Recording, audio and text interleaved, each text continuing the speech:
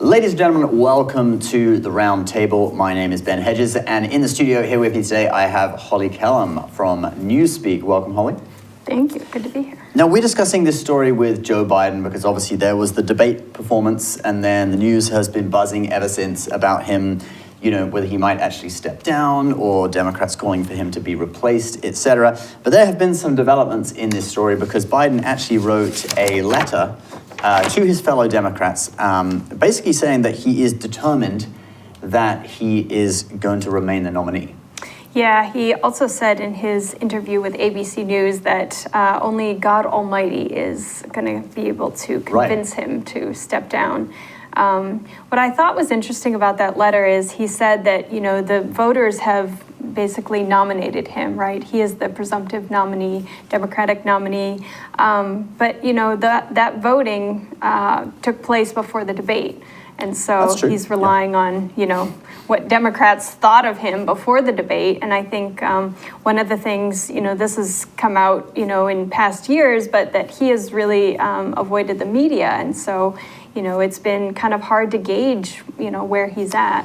That is true. He does say, though, in his letter, I wouldn't be running again if I did not absolutely believe I was the best person to beat Donald Trump in 2024. That may actually be true, mightn't it? Yeah. Despite the debate. Yeah, and you look at polling and, I think if there were a clear shoo-in, there might be more wavering and might be more of a push to get him out. But I think the reason a lot of Democrats have been kind of holding their tongues is because who is a good alternative, right? Kamala Harris, she hasn't been polling great. Even though Biden and Trump, have pretty low approval ratings for presidents and compared to, other presidents in modern history, there's no clear alternative, I think.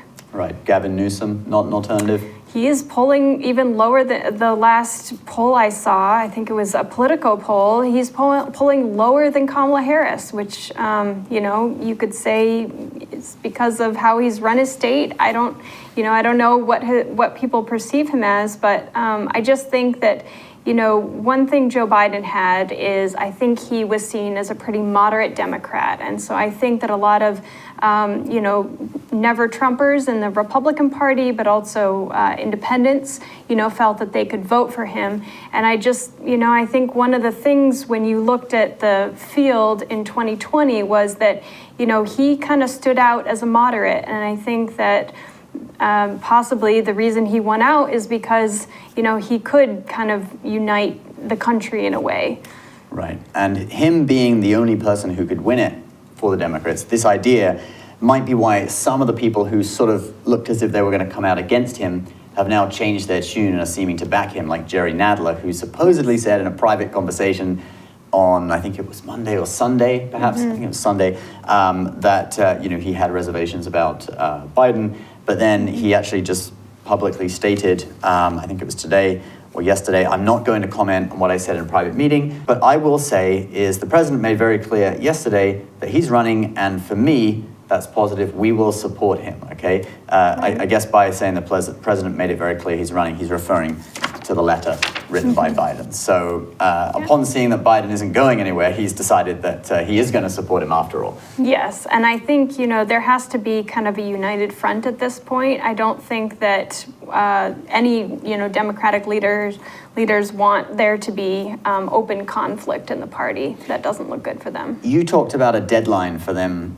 deciding on if they're going to try and get him out. What is his deadline? So basically this is, reporting that Politico did. They talked to a lot of Democratic lawmakers, and basically there's kind of this soft deadline to kind of decide what to do. So it's really Hakeem Jeffries in the House. He's the Democratic leader there, and then Chuck Schumer in the Senate.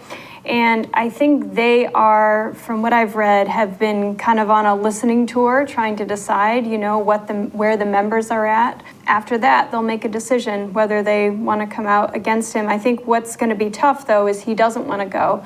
It's interesting because in 2020, he talked about himself as a bridge candidate. He didn't see himself as being a two-term president. But now that, he's being questioned, he seems pretty stubborn. He's not. I think his family, though, are pushing him to stay, because there was that meeting that he had with his family the day after the debate, wasn't there? Right. With his wife and his son, Hunter. So that also could be influencing him. But he's also being quite attacked by the Republicans now as well. So we have talk of the 25th Amendment from the Republicans in the House. And Speaker Mike Johnson also said he's weighing it as an option. Do you think that's likely? I think that would be a real push. You know, you'd have to get a supermajority, which is 2/3 of the House and Senate, and I just don't think that many Democrats, at this point at least, would be willing to defect. You know, I just think, especially now, you know, I think things are partisan enough that people are going to stick with their party, and something like removing a president against his will is an incredibly divisive move. I don't, you know, we saw what happened with, you know, Democrats trying to impeach Trump. You know, it was pretty, except for a few defectors, you know, people really voted along party lines, so. Right, so it's very hard to achieve. I think so. One last thing I want to talk about is the letter that the White House had to write, or the White House physician had to write, because the New York Post came out with accusations that a specialist in Parkinson's disease was visiting the White House and had visited many times.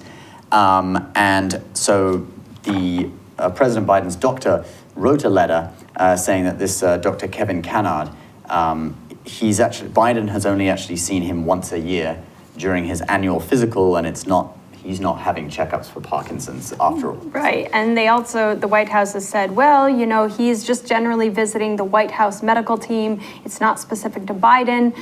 There's a lot of people that, you know, the White House medical team treats, and so, you know, they're trying to deflect the, you know, the criticism that he's treating Biden.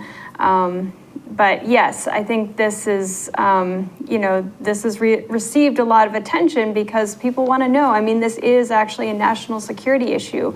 If our enemies think that, you know, our president is you know, not capable of carrying out his duties, you know, that could be a reason for them to, say, start a war or, you know, do something that would compromise our security. So what do you think, Holly? Do you think he's going to be replaced, or do you think he will be the nominee? I do think he will be the nominee because I don't see a good alternative.